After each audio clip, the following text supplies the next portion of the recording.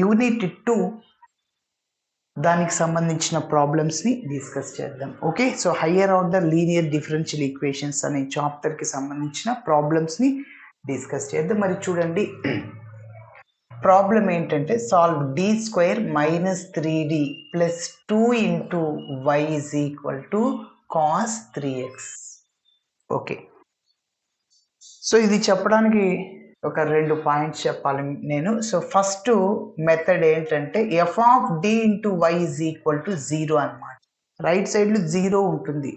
అప్పుడు మనం only complementary ఫంక్షన్ని మాత్రమే కనుక్కోవాలి. ఓకే, సో రెండోది ఏంటంటే F of D into y is equal to e power a x అనమాట. E power minus x, e power 2x అట్లా ఉంటుంది. సో మూడోది ఏంటంటే F of D into y is equal to sine a x or cos a x. Okay, yes, ఇప్పుడు మీరు observe చేస్తే model 3 right సైడ్లో మనం ప్రాబ్లం అనేది మోడల్ 3 లాగా ఉంది. రైట్ సైడ్లో cos a x or sine a x ఏదైనా ఉండొచ్చు. ఇక్కడ ఏ అంటే 3. సో ఈ మోడల్లో పర్టికులర్ ఇంటెగ్రల్ని కనుక్కునేటప్పుడు డి స్క్వేర్ ప్లేస్లో మైనస్ ఏ స్క్వేర్ని సబ్స్టిట్యూట్ చేయాలి. ఏ అంటే ఇక్కడ ఎవరు 3 స్క్వేర్, 3ని స్క్వేర్ చేయాలి. ఓకే, ఏ అంటే 3 స్క్వేర్ మైనస్ 9ని సబ్స్టిట్యూట్ చేయాలి డి స్క్వేర్ ప్లేస్లో.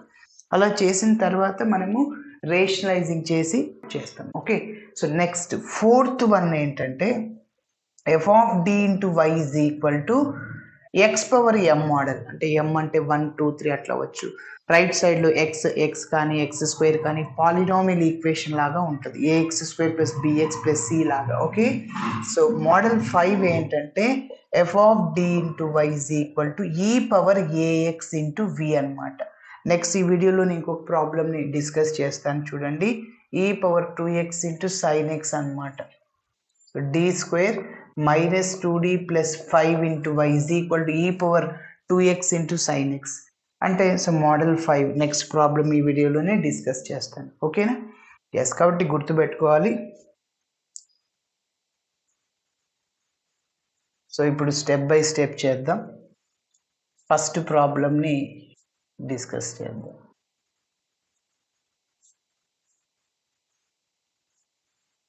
ఇంకొకటి కూడా ఉంటుంది 6th model f of D into y is equal to x into V model అనమాట. Where V sine a x or cos a x. అంటే x into sine x, x into cos x, x into sine 2x, x into cos 2x అట్లా. ఓకేనా, so next model ఏంటంటే last model f of D into y is equal to X power M into V. So అంటే ఇక్కడ ఎం అనేది 2 3 and so ఇక్కడ ఎం అనేది 1 మాత్రమే. X power m అంటే x into sine x, x into cos x. ఇక్కడ x square into sine x, x cube into cos x అట్లా. Okay, so అలాంటప్పుడు మనం ఈ మెథడ్ని ఉపయోగిస్తాం. సో మొత్తం ఈ చాప్టర్లో ఈ 7 మోడల్స్ అనమాట. ఈ 7 మోడల్స్ నేర్చుకుంటే సో ఈజీగా షార్ట్ ఆన్సర్ క్వశ్చన్స్ని, లాంగ్ ఆన్సర్ క్వశ్చన్స్ని చేసేయచ్చు. మరి మన ఛానల్ ప్లేలిస్ట్లో అన్నీ ఉన్నాయి, ఒకసారి చూడండి. ఓకే, సో మరి ఫస్ట్ ప్రాబ్లం చేద్దాం. So given equation or given D is so D square minus 3d plus 2 into y is equal to cos 3x. Okay, right సైడ్లో కాస్ ఏఎక్స్ సైన్ ఏఎక్స్ ఉంది కాబట్టి మెథడ్ 3 అని మీరు fix చేసుకోవాలి. Okay, so first మనం complementary ఫంక్షన్ని కనుక్కోవాలి. Let ఇది ఎలా ఉందంటే F of D into y is equal to Q of x లాగా ఉంది. వేర్ ఎఫ్ ఆఫ్ డి అంటే y coefficient, where f of D is equal to D square minus 3d plus 2. అదేవిధంగా q of x అంటే cos 3x. Okay, auxiliary ఈక్వేషన్ని కనుక్కుందాం. The auxiliary equation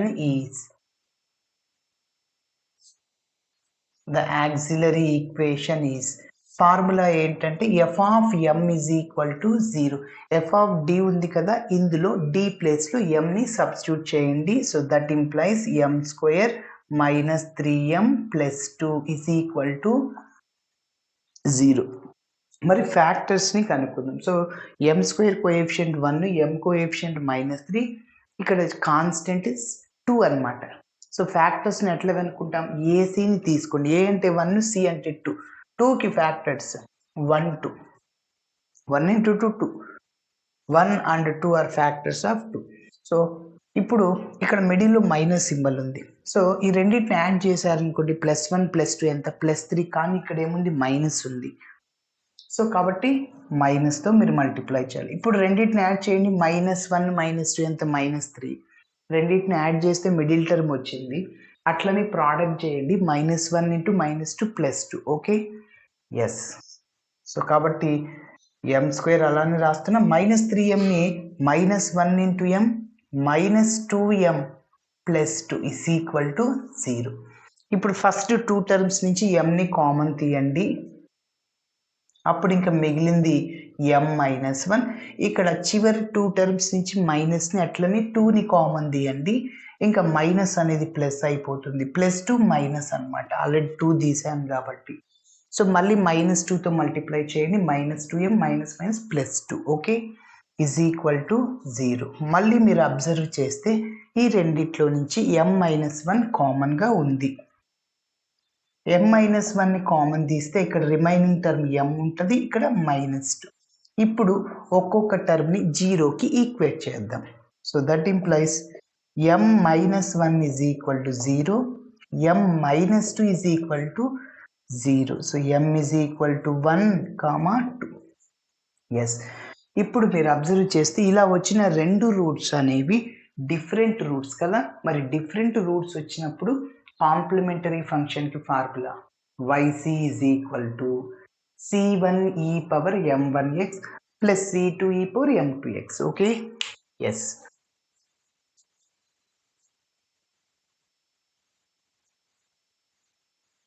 ఇక్కడ note చేస్తున్నాను. Therefore complementary function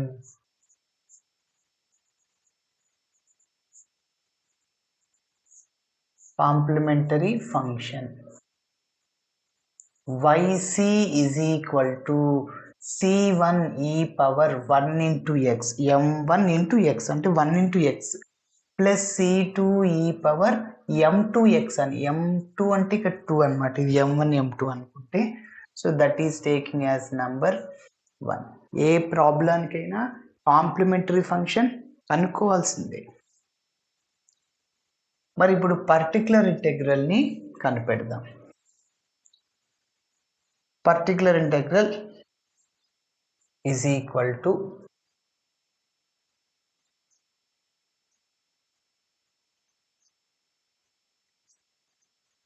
particular ఇంటెగ్రల్ని ypతో denote చేస్తున్నాను. So yp is equal to 1/d²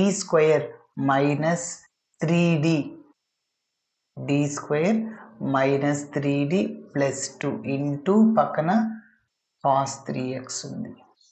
okay, so మీరు అబ్జర్వ్ చేస్తే cos ax ఆర్ sin ax మోడల్ అనేది మెథడ్ 3 అని చెప్పాను. మెథడ్ 3లో పర్టికులర్ ఇంటెగ్రల్ కనుక్కోవాలి మనం. ఎట్లా చెప్పాను? మోడల్ 3 అని చెప్పాను. ఈ మోడల్లో ఏం చేయాలంటే d² ప్లేస్లో -a² సబ్స్టిట్యూట్ చేయాలి. మైనస్ అవుట్ సైడ్లో ఉంటుంది. ఏ అంటే 3² -9. Okay, yes.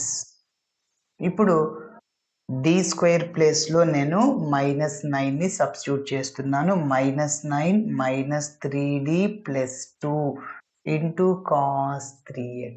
Okay, yes. ఇక్కడ ఇంకా సింప్లిఫికేషన్ చేయాలి. -9 ప్లస్ 2 ఎంత? -7 అవుతుంది. So yp is equal to -3d -7 into cos 3x. Okay sir, మనం ప్రాబ్లమ్ని ఎంతవరకు చేయాలి? ఇట్లా d² -9 చేసాం కదా. సో ఎంతవరకు చేయాలి అనేది చూడండి. d టర్మ్స్ ఎలిమినేట్ అయ్యేంత వరకు చేయాలి. డీలు ఉండకూడదు అనమాట. Okay, so yes. ఎప్పుడైనా ఇట్లా 1/d + 1 d -1 3d -7 3d + 7 అట్లా ఉంటే రేషనలైజింగ్ చేయాలని గుర్తుపెట్టుకోండి. So yp is equal to denominator నుంచి మైనస్ని కామన్ తీస్తున్నా, అప్పుడు +3d -7 +7 అవుతుంది into cos 3x. Okay, so yp is equal to minus అవుట్ సైడ్లో రాశాను. ఇంకా చూడండి రేషనలైజింగ్ చేయాలంటే 3D + 7 కాంజుగేట్ 3D - 7 3D - 7తో మల్టిప్లై చేస్తాం, డివైడ్ చేస్తాం. So 1/3D + 7 into 3D - 7/3D - 7 into cos 3x. Okay, సరే. So next step.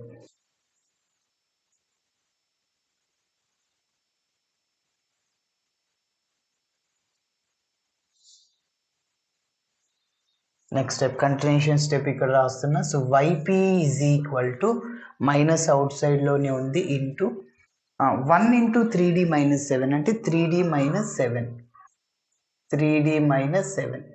Denominator is in the form of a + b into a - b, a² - b² అంటే 3D² - 7² into cos 3x. So that is equal to -3D - 7 divided by, చూడండి ఇది ab² లాగా ఉంది, a² into b² రాసుకోవచ్చు, అంటే 3² into d² అంటే 9d² - 7² అంటే 49 into cos 3x. Okay, yes, మళ్ళీ d² కనిపించింది సార్. d² కనిపిస్తే చాలు, -a²ని చేయాలి, అంటే -9ని సబ్స్టిట్యూట్ చేయాలి. పుట్ d² = -9ని సబ్స్టిట్యూట్ చేస్తుంది. So minus of 3D - 7 divided by 9 into -9, okay, -49 into cos 3x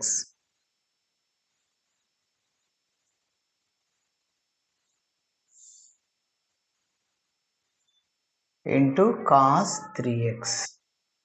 Okay, so that is equal to minus of 3D - 7 divided by minus 9 into 9 81 minus 81 ఒక 49. So ఎంత, ఒక 1 ఇక్కడ ఇస్తే 10, సో 130 -130 వస్తుంది. ఓకేనా, yes, -130 into cos 3x. Okay, so ఇక్కడ ఉన్న minus minus cancel అయిపోతుంది. So that is equal to, ఇంకా 1/130 కాన్స్టెంట్ అవుట్ సైడ్లో రాస్తున్నాను, 3D - 7 into cos 3x.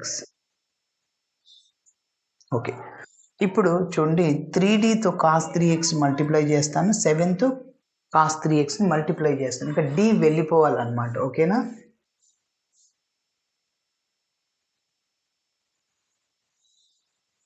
Next 3 into d of cos 3x, yp which is equal to 1/130 into 3 into d of cos 3x minus 7 into cos 3x. Okay, now that is yp is equal to 1/130 d of, ఇక్కడ గుర్తుపెట్టుకోండి, d అంటే 1 time differentiation, d² అంటే 2 times differentiation, 1/d అంటే 1 time integration, 1/d² అంటే 2 times integration. cos 3xకి differentiation minus sin 3x, again 3x యొక్క డిఫరెన్షియేషన్ 3, అది ఇంటూలో రాయాలి. ఓకే, అంటే -3 sin 3x అవుతుంది. ఓకే, cos 3xకి డిఫరెన్షియేషన్ -sin 3x, మళ్ళీ 3x యొక్క డిఫరెన్షియేషన్ 3. ఓకే, మైనస్, ఇక d ఆఫ్ లేదు కాబట్టి దీన్ని ఇలానే రాసేస్తున్నాను. So yp which is equal to, ఇంకా కామన్ తీసే టర్మ్స్ ఏం లేవు కాబట్టి, సో 1/130 ఇంటూ ఇది ఇట్లనే రాసేస్తున్నా, -9 sin 3x minus 7 cos 3x. So this is taking as number 2.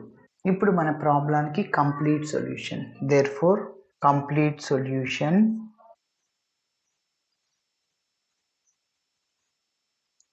to the given d is.